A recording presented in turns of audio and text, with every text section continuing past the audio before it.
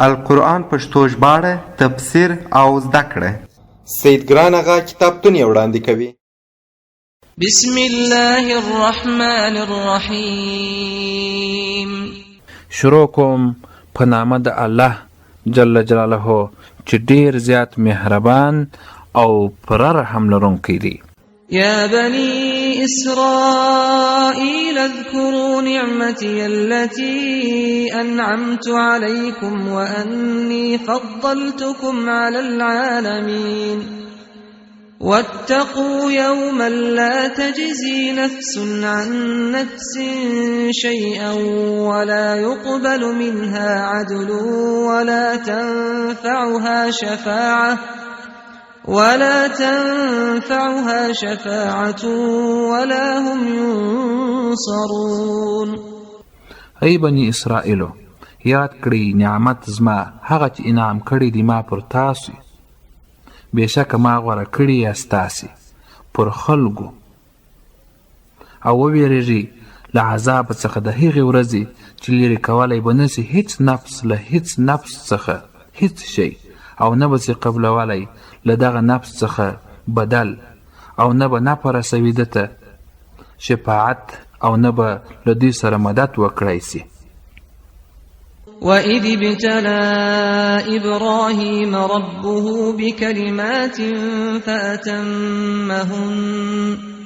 او یاد کړه ای محمد صلی الله علیه وسلم هغه وخت چې وازمایه ابراهیم علیه السلام پروردګار ده په څو خبرو، نو د پوره کړې هغه. قال إني جاعلك للناس إماما. وویل الله جل جلاله چې بېشکه زه ګرځونکی یم تا لره د پاره د خلکو مقتدا، یعنی په دین کې. قال ومن ذريتي قال لا ينال عهد الظالمين. وویل ابراهیم علیه السلام او له اولادې څخه مې هم، نو وفرمیل الله جل جلاله نه رسیږي عهد زما کافرانو ته.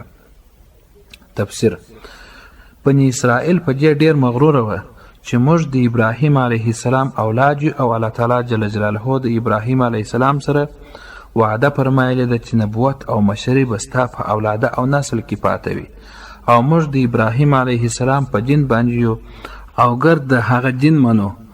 اوس پاک الله جل جلاله دوی پوهوي چې د الله تعالی جل جلاله هغه وعده له هغو کسانو سره و چې د نیکۍ پر لارې تګ کاوه. ابراهیم علیه السلام 2 زامن درلودل.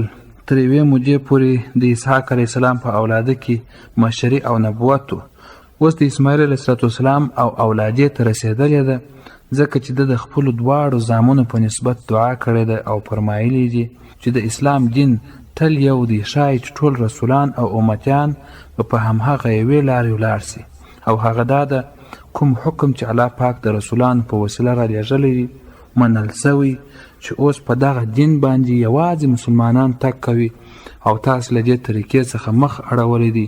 په لومړنیو آیاتونو کې خپلې ښېګڼې او فایدې او انعامات راوښول، اوس د هغوی هغه شبهه ردوي او دا پکوي چې بني اسرائیل خپل ځانونه د ټول عالم امام او مطبوع او له ټولو ځینې ښو او افضل ګڼي، نو ځکه یې د بل هیچا متابعت نه کاوه.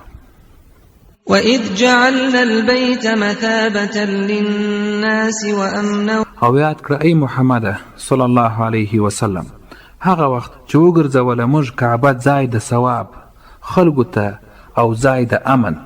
وَاتَّخِذُوا مِن مَّقَامِ إِبْرَاهِيمَ مُصَلًّى. او ونیسئ ای مؤمنانو د ځای، یعنې د درېدلو د ابراهیم علیه السلام څخه ځای د لمانځه.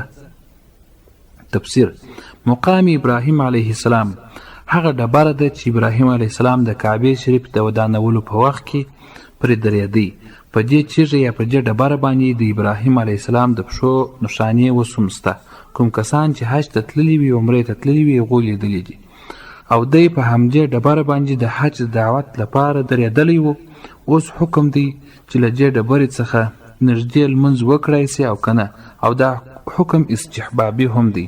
که موږ د فقه هر کتاب را خلاص کړو د لمانځه باز چې هلته هغه 2 رکعاته د طواف واجب لمونځ کېږي، هغه دغه زموږ ټول فقها وایي چې دلته بیا کوي، خو لاکن چې هغه اوس طوافګاه سوی ده چې هلته د لمانځه تقریبا گنجایش نشته، نو که چیرې په بل ځای کې د حرم وسي هم پروا پکې نشته. د قرآن کریم د پښتو ژباړې تفسیر او زده کړې لپاره زموږ چینل سبسکرایب کړئ او څنګ ته یې د زنګ پر سویچ باندې کلیک وکړئ.